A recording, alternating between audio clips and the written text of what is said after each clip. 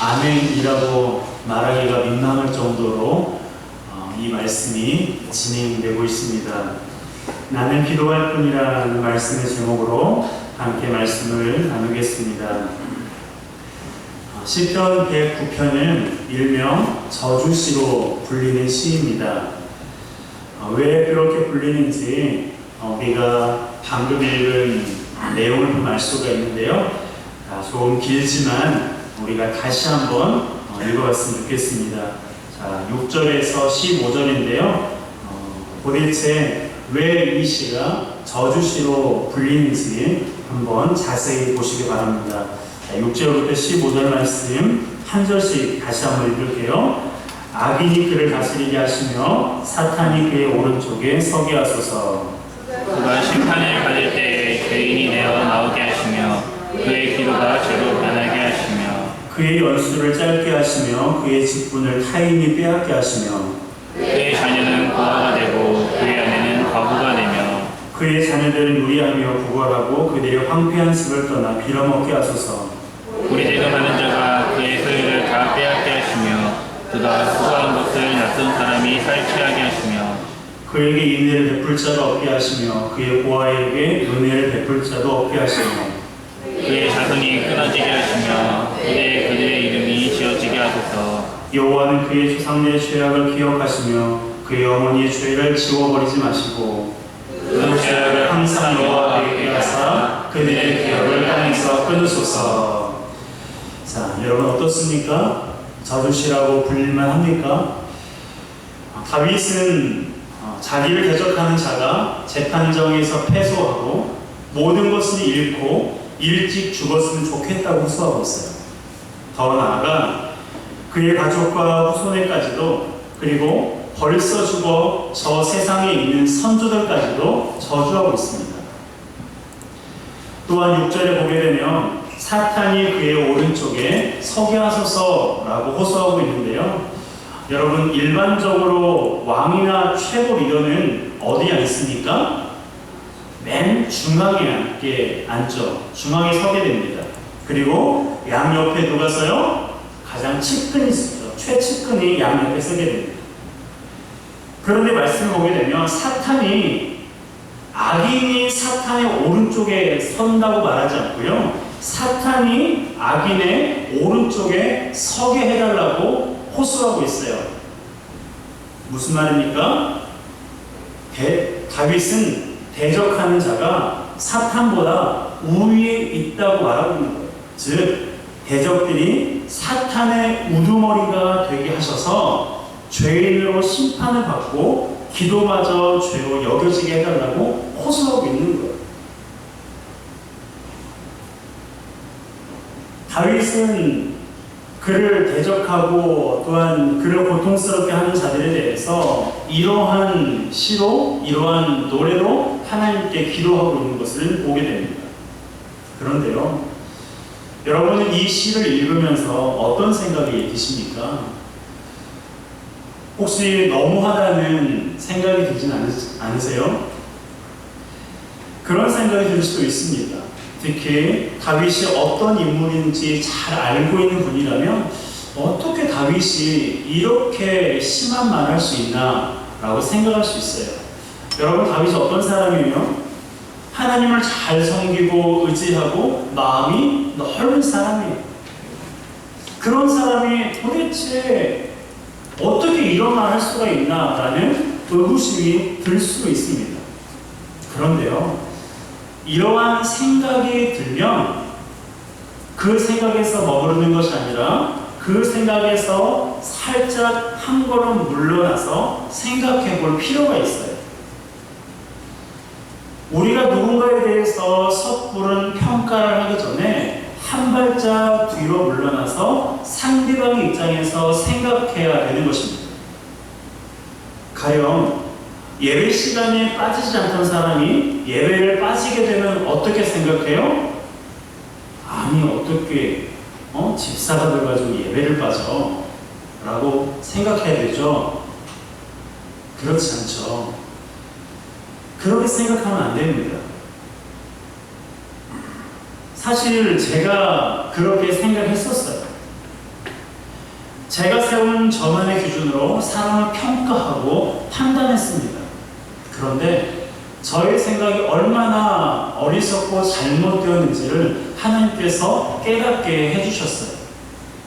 물론 직분자가 예배에 빠지면 안 됩니다. 하지만 어쩔 수 없이 빠질 수 있는 경우도 생기기 마련입니다. 그렇다고 어쩔 수 없다는 생각이 습관이 되면 안 되지만 예배뿐만 아닙니다. 가지 모임에 참여하는 것도, 제자훈련이나 사역훈련에 참여하는 것도, 각종 모임에 참여하는 것도 할 수 있으면 참여하면 좋아요. 하나님을 기쁘시게 하는 일이라면 참여하는 게 우리의 하나님과 우리와의 관계를 더 좋게 할 수 있는 방법이 되거든요. 하지만 참여하지 못할 때는 평가하거나 판단하지 말고 상대방의 입장에서 한번 생각해 보는 게 중요해요. 우리가 살아가면서 나름대로 우리의 기준이 있습니다. 목사는 이 정도 해야 되고, 장로는 이 정도 해야 되고, 예수 믿는 사람이라면 이 정도는 해야 돼. 거기에서 조금이라도 틀어지면 저 사람이 왜? 라고 하면서 지적해요. 왜 저 사람은 그렇게 할까라는 손가락질합니다. 그런데 그렇게 생각하기 전에 어떻게 해야 돼요? 혹시 무슨 일이 있나? 혹시 어디가 아픈가? 생각하는 것이 우선이라는 거예요. 그리고 물어보고 기도하는 것이 성숙한 그리스도인의 모습입니다. 다윗에 대해서도 마찬가지예요. 어떻게 다윗이 이렇게 심한 말을 할 수가 있지? 라고 생각하기보다 다윗에게 무슨 일이 있었나? 라고 생각하는 게 우선이에요. 사실 다윗이 이렇게 심할 정도로 말을 할 만한 상황이 있었어요. 그것이 무엇인지 구체적으로는 나와 있지 않지만 당시 상황을 오늘 본문에 표현하고 있습니다. 2절과 3절 말씀 한번 읽어볼까요? 시작. 그들이 악한 입과 거짓된 입을 열어 나를 치며 속이는 혀로 내게 말하며 또 미워하는 말로 나를 부르고 까닭없이 나를 공격하였음이니이다. 자, 여기에 나오는 단어들을 보세요. 악한 입, 거짓된 입, 속이는 혀, 미워하는 말, 다 무엇에 관한 거예요? 말에 관한 거예요. 이걸 보면서 우리가 짐작할 수 있죠. 아, 다윗이 말로 인해서 상처를 많이 받았구나. 실제로 사무엘상과 사무엘하를 보게 되면 다윗의 대적들이 거짓 소문을 퍼뜨려 나쁜 여론을 조성하기도 했어요. 거짓 증인들을 세워서 고소하고 고발하면서 다윗을 무척이나 괴롭혔습니다.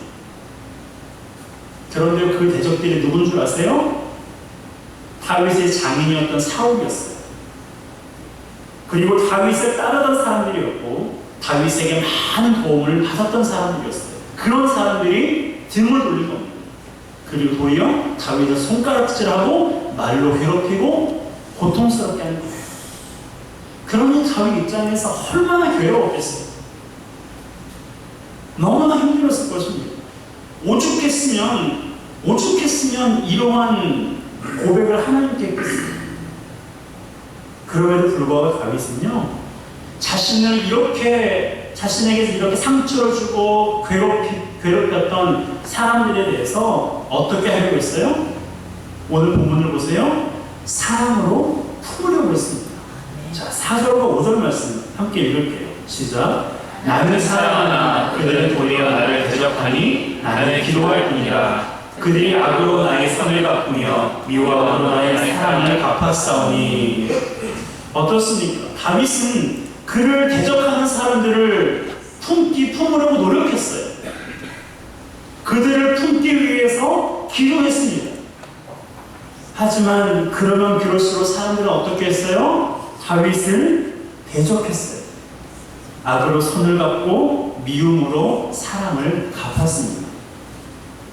그러니 다윗이 그 마음이 얼마나 괴롭고 고통스러웠을지 짐작이 되십니까? 말이 그렇지 이러한 시간들이요 몇 달, 몇 년 정도가 아니에요. 최소 10수년에서 수십 년입니다.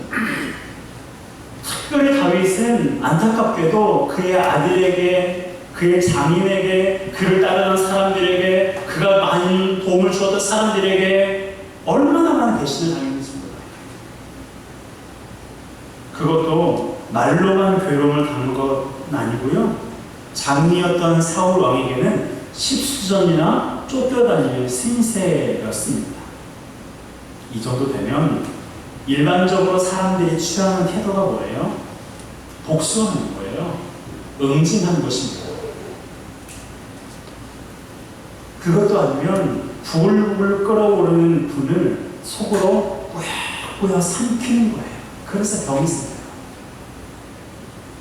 사실 다윗도요, 복수를 할 만한 자원이 굉장히 많았던 사람이에요. 유약한 사람이 아닙니다. 한번 볼까요? 먼저 다윗은요, 용사였어요. 용맹한 사람이었습니다.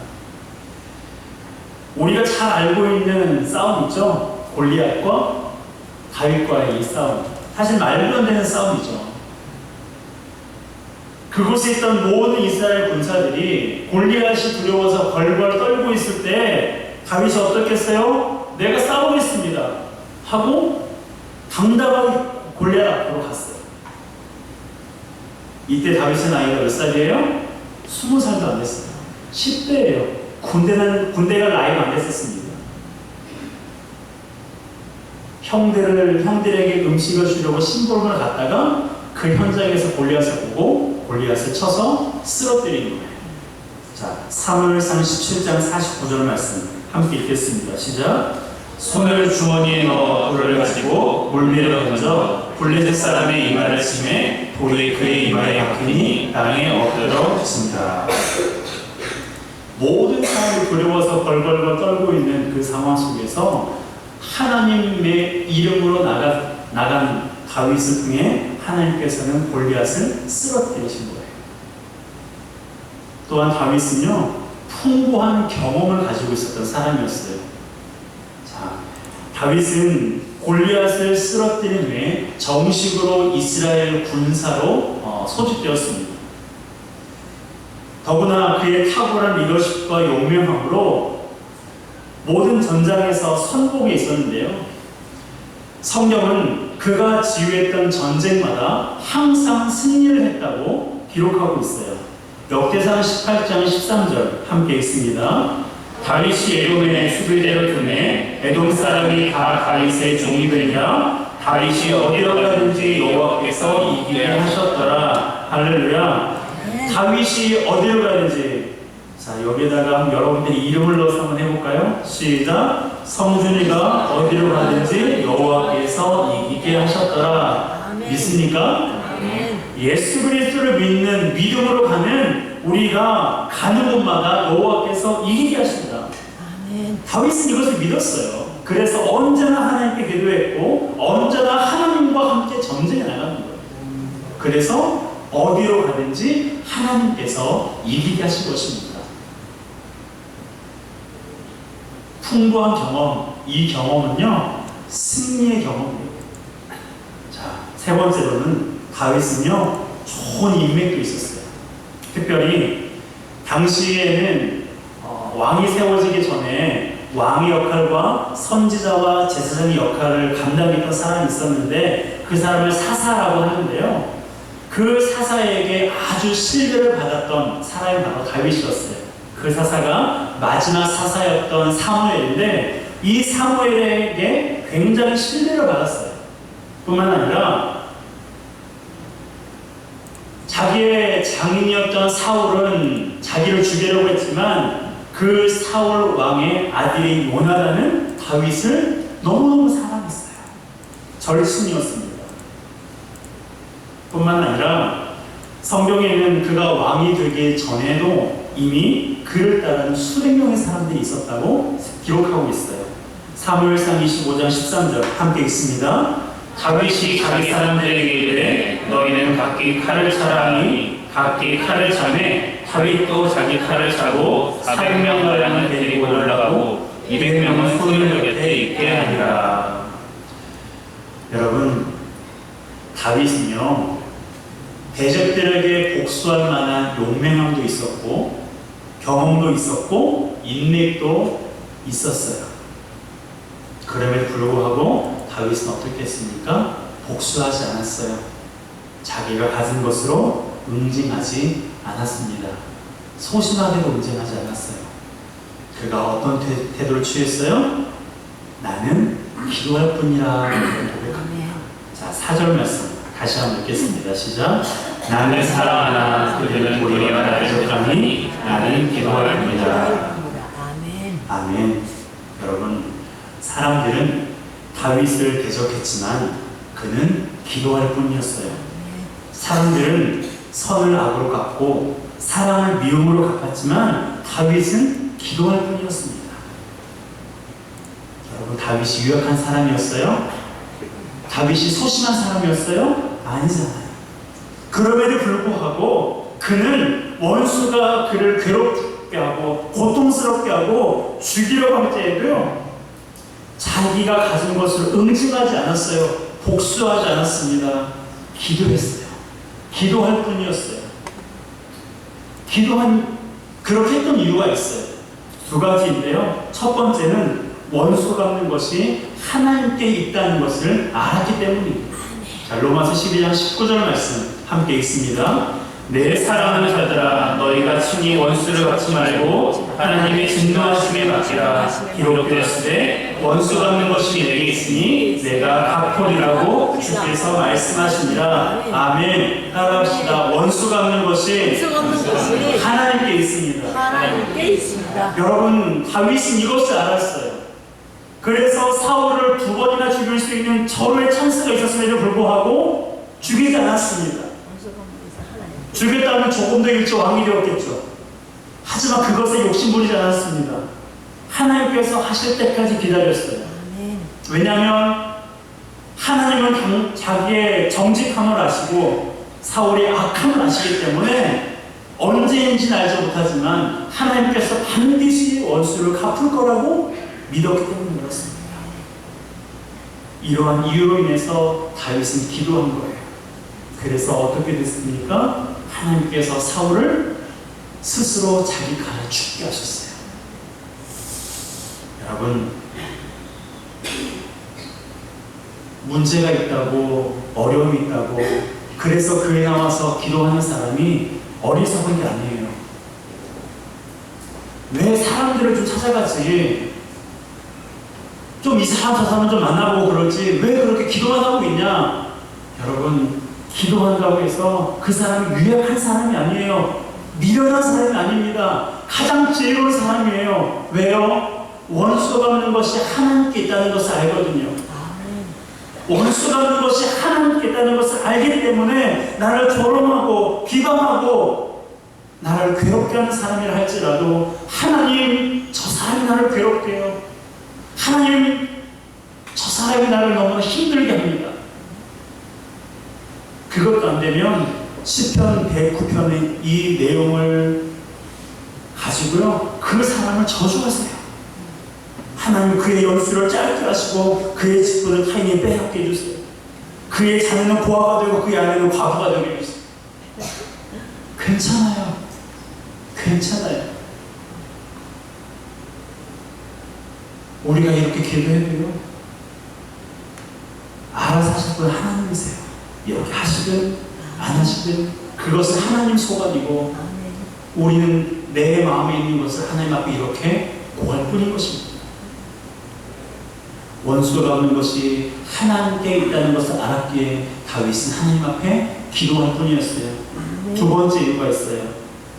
하나님께서 위로해 주실 것을 알았기 때문입니다. 고린도후서 1장 4절 말씀 함께 읽습니다. 우리의 모든 환난 중에서 우리를 위로하사 우리로 하여금 하나님께 받는 위로로서 모든 환난 중에 있는 자들을 능히 위로하게 하시는 이시로다. 아멘. 여러분, 하나님께서 어떤 분이시라고요?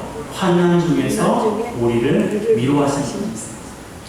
환난 중에서 우리를 위로하시는 분이 우리 하나님이세요. 아멘. 다윗은 이것을 알았어요. 그래서 사람들이 나를 고통스럽게 했을 때도 사람들이 나에게 억울한 일을 행할 때에도요, 다윗이 왜 눈물을 흘리지 않았겠어요? 그 마음이 얼마나 답답해서 왜 소리치지 않았겠어요? 여러분, 그것도 방법이에요. 그런데 더 최선의 방법은요, 하나님께서 나를 위로해 주신다는 것을 알기 때문에 그분께 나의 마음을 아멘. 아뢰는 거예요. 하나님, 내가 지금 죽고 싶어요. 하나님, 내가 지금 아무것도 하고 싶지 않아요. 다 포기하고 싶어요. 사람들은요, 누군가 나를 괴롭히면 응징하려고 하고 때로는 그것을 마음속에 품고 병을 만들어요. 여러분, 그러지 마세요. 우리의 환난당한 자를 위로해 주시는 분이 우리 하나님이시고요, 아멘. 나를 대신해서 원수를 갚아주시는 분이 우리 하나님이세요. 아멘. 그러니까 여러분에게 어떠한 지식이 있거나 경험이 있거나 여러분에게 좋은 인맥이 있더라도요, 그 인맥을 동원해서, 그리고 나의 경험을 동원해서 응징하려고 하지 마세요. 도리어 그렇게 하면 우리에게 손해입니다. 여러분, 기도하는 것은 유약한 사람이 하는 것이 아닙니다. 하나님께 자신의 상황을 고백하는 것은 어리석은 행동이 아니에요. 가장 지혜롭고 가장 강한 믿는 자의 모습인 것입니다. 여러분, 누군가 여러분을 괴롭게 하고 있습니까? 어렵게 하고 있나요? 내 가슴이 터져버릴 정도로 여러분에게 분을 심어주고 있는 사람이 있습니까?